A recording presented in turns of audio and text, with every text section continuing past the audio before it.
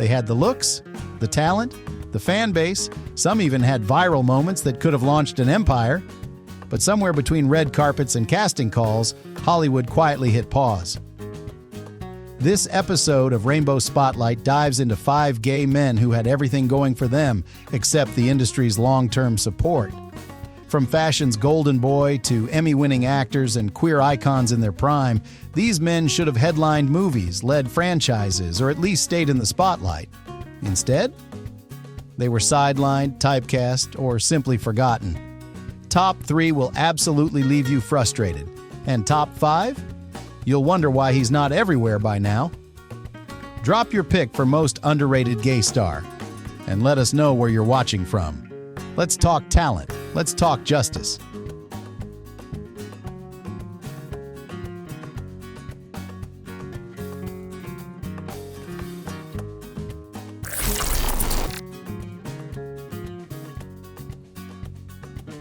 Francisco Lachowski. Too hot to be taken seriously. Francisco Lachowski wasn't just a pretty face. He was the face of a generation of fashion. With cheekbones that could cut glass, a torso carved by the gods, and a soft smile that launched thousands of Tumblr posts, Francisco became a male modeling icon in the 2010s. But while his image was everywhere, from runway shows and fragrance ads to Calvin Klein billboards, his name never quite made it to the mainstream. That wasn't for lack of talent. Born in Brazil with Polish roots, Francisco exploded onto the scene after winning Ford Model's Supermodel of the World contest in 2008. He became the go-to model for brands like Dior Homme, Versace, and Balmain. His following was massive, his charisma undeniable, and within the LGBTQ+ community, he was beloved. Gay fans didn't just admire him, they claimed him. Part of that was his safe fantasy appeal. Francisco never openly addressed his orientation, and he's publicly married with children. But queer fans noticed how queer-coded his image often felt. The sensual gaze, the intimacy of his poses with male models, the soft masculinity in a hyper-masculine industry. In an era where so many public figures had to hide, Francisco embodied something different. Effortless openness without ever labeling himself. But here's where the industry pulled back. Despite years of dominance, Francisco never got a real crossover moment. No TV gigs, no big acting breaks, no grooming into the next male icon status like a Channing Tatum or Harry Styles. And insiders have whispered why. His association with queer fandom may have made brands hesitate. He was embraced too hard by the gay internet, and in turn, high fashion circles boxed him in. He became that model. Desirable, but not bankable. Beautiful, but not brandable beyond thirst appeal. He wasn't the first victim of the industry's double standard. Be hot, but not too gay adjacent. Be loved, but not too loudly by the wrong demographic. Even when Francisco tried to transition into broader work, fatherhood content, lifestyle branding, or acting cameos, he was largely ignored by mainstream media. His name became less visible, even as his photos still circulate in gay Twitter threads and nostalgic YouTube edits. The irony? If he had leaned into the queerness, if he had played a gay role, or simply acknowledged the fan base, he might have rebranded as a queer icon. But perhaps he didn't want to, or perhaps he couldn't. Still, Francisco Lachowski represents a lost opportunity. A star the LGBTQ+ world tried to lift higher, only to watch the machine quietly look away. Drop a one if you ever had him as your phone wallpaper. Drop a flame if you think he still has time for a second act. Time for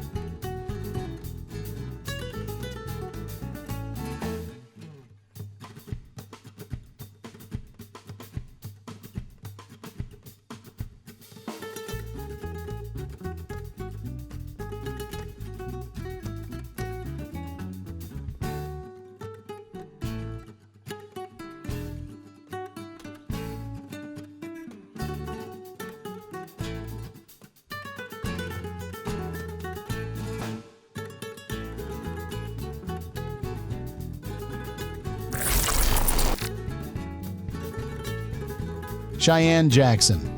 the leading man who was always supporting. Cheyenne Jackson had everything a Hollywood star needed.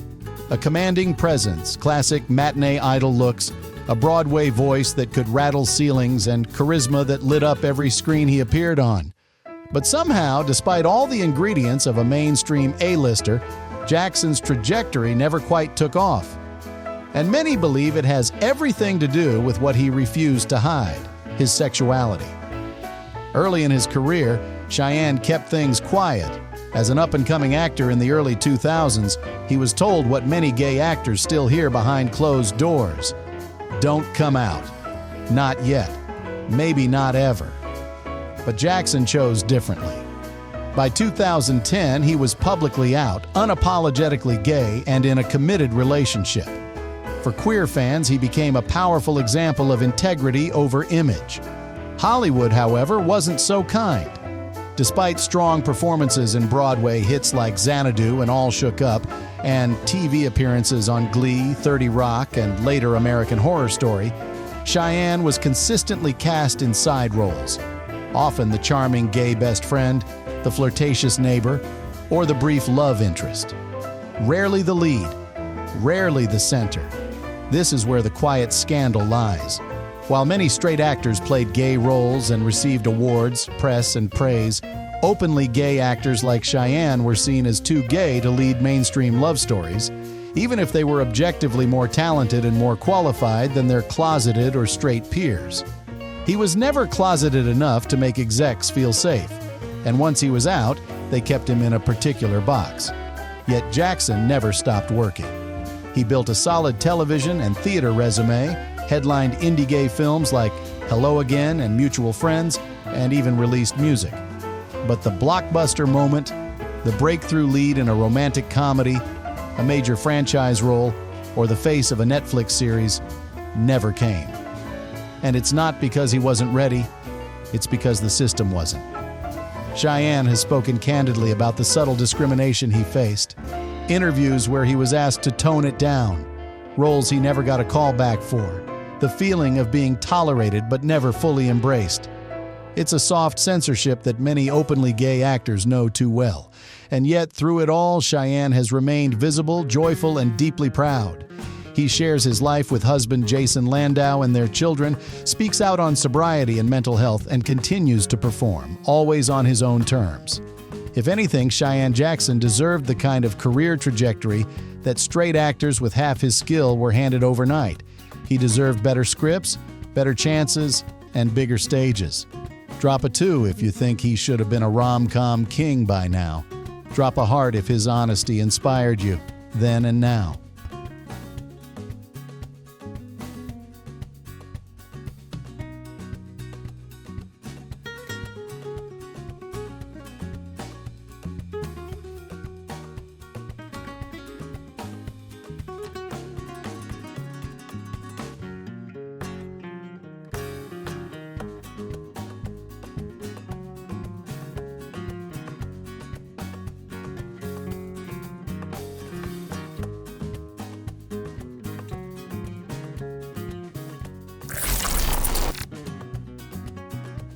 Murray Bartlett.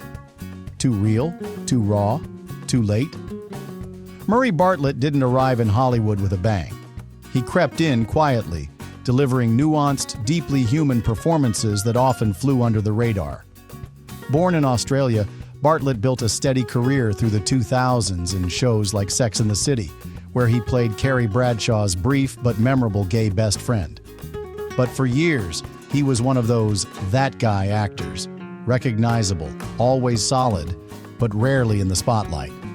Then came Looking, 2014, HBO's intimate dramedy about gay life in San Francisco. Murray played Dom, a gay man in his 40s navigating aging, relationships, and vulnerability in a youth-obsessed culture. The show was tender, smart, and unfairly dismissed. It was canceled after 2 seasons despite a passionate queer fan base. Many critics noted what few said out loud. Looking was too gay for the mainstream, and Murray's grounded, non-flashy performance didn't fit the Hollywood mold of what a queer leading man should be. Still, Murray kept showing up, His real breakthrough came in 2021 with The White Lotus, where he played Armand, the chaotic, closeted resort manager who spirals in glorious fashion. It was a tour de force. He was hilarious, heart-wrenching, and unforgettable. For many, he stole the entire season. He finally won an Emmy in 2022. Recognition, yes, but also a bittersweet question. Why did it take this long? Because here's the quiet truth. Murray was always too authentic. In an industry obsessed with youth, filters, and fantasy, he was real. He played gay men as they were, flawed, aging, loving, lost. No glamour, no pretense. And while that made him a hero to queer audiences, it also made him harder to package. He wasn't the kind of actor you plaster on a Marvel poster. He was the kind of actor who made you feel seen. And that, ironically, can be more threatening than any headline. Even after White Lotus, Murray didn't suddenly become a household name.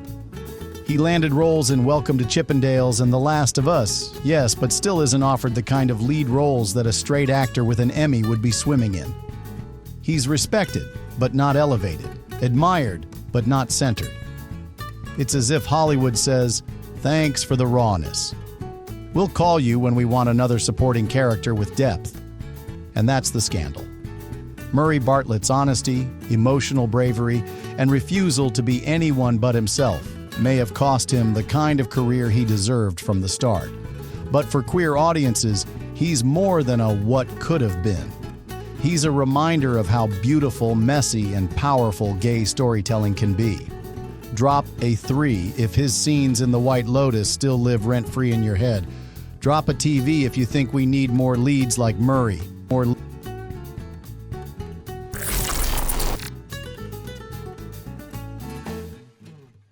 Colby Keller, the star who crossed every line, then got erased. Colby Keller wasn't just famous in the adult film world, he was a phenomenon. With striking features, intellectual depth, and a proudly gay identity, he disrupted stereotypes both on and off camera. Colby was one of the few adult entertainers who managed to break into mainstream queer consciousness. He had the look of a Greek statue, the wit of a college professor, and the kind of online presence that made both Tumblr and Twitter implode. But his rapid rise was followed by an even more dramatic fall, and today it's as if Hollywood wants you to forget he ever existed. Colby started in adult films in the early 2000s, and for over a decade he built a career that was unapologetically political, artsy, and sex-positive. He wasn't just that hot guy from that video. He was also a performance artist, essayist, and activist. His Colby Does America project, a cross-country collaboration with queer artists, was hailed as both sexy and subversive. But then came the breaking point: politics. In 2016, Keller revealed that he voted for Donald Trump. Queer internet imploded. What followed was swift, vicious, and permanent. Total cancellation. It didn't matter that Colby explained his vote as a protest against the two-party system, or that he remained committed to queer liberation. For many fans, especially in a post-Trump queer world, the damage was irreversible. Studios stopped working with him. Collaborators distanced themselves. Even mainstream queer media, who had once celebrated his intellect and boldness, scrubbed his name from conversations. And here's the scandal no one wants to say out loud. The adult industry had always tolerated Colby's brain, but only if his body didn't get too political. His fall from grace wasn't just about a vote, it was about a queer man stepping outside the lines drawn for him. He was supposed to be hot, submissive to public opinion, and grateful. He wasn't. He challenged political binaries. He refused to backpedal. He remained sexual and intellectual, and that was never something queer fame handled well. We celebrate rebels until they actually rebel. Today, Colby Keller is a ghost in pop culture. Some of his videos still circulate. His name might come up in a scandal thread, but in terms of real artistic legacy or redemption arcs, Hollywood has erased him completely. And maybe that's the biggest tragedy, because even if you disagree with his politics, Colby's body of work and his refusal to shrink forced important conversations. He was bold in a space where being bold usually gets you deleted. Drop a 4 if you remember Colby's name hitting headlines, and how fast it disappeared. Drop a mute icon if you think he was silenced too quickly.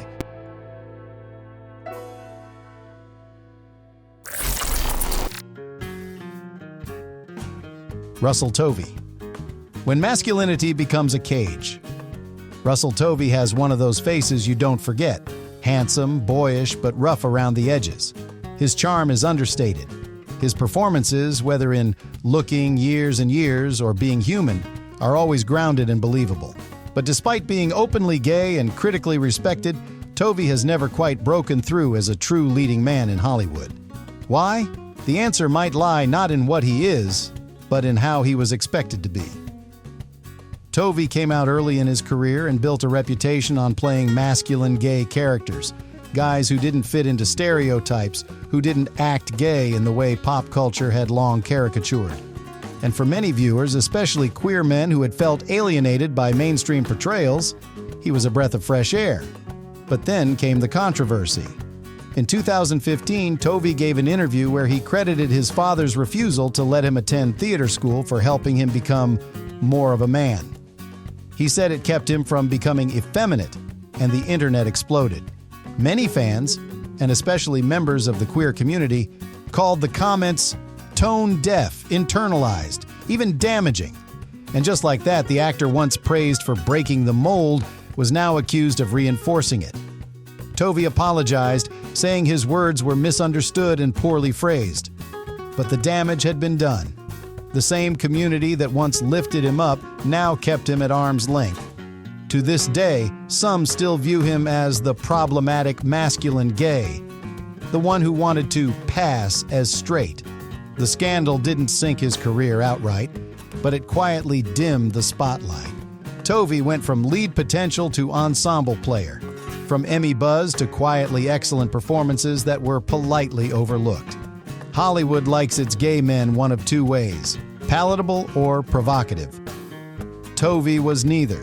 He was complicated, masked but openly gay, charming but reserved, successful but not flashy. And therein lies the quiet injustice. Tovi was never caught in some wild tabloid scandal. He didn't self-destruct or step out of line. But when he tried to speak honestly about his own identity journey, the industry and parts of his own fan base shrank him down. The masculinity that once made him a safe kind of gay icon became a trap.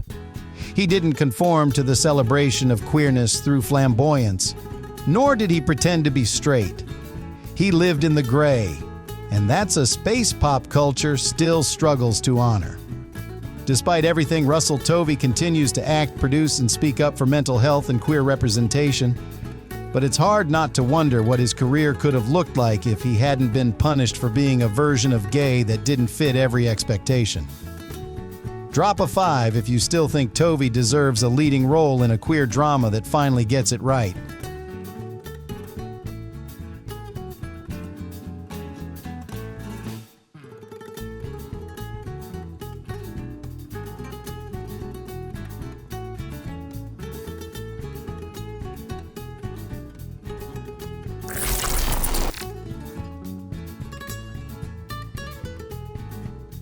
Not every career ends with a scandal.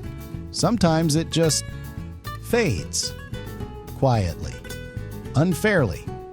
In this episode, we've looked at 5 gay men who brought talent, beauty, and heart to every project, only to be sidelined by an industry that still doesn't quite know what to do with queer men who don't fit its favorite boxes. Some were too bold. Some too honest. Some simply stopped being marketable the second they lived their truth. But all of them deserved better. And if this episode made you pause, remember, or Google a name you hadn't heard in a while, then the silence didn't win. Drop a 1 to 5 for the man who deserved so much more. Tell us where in the world you're watching from. We see you. And hit subscribe so you don't miss the stories they don't teach in film school. Because here at Rainbow Spotlight, we remember the ones they tried to forget.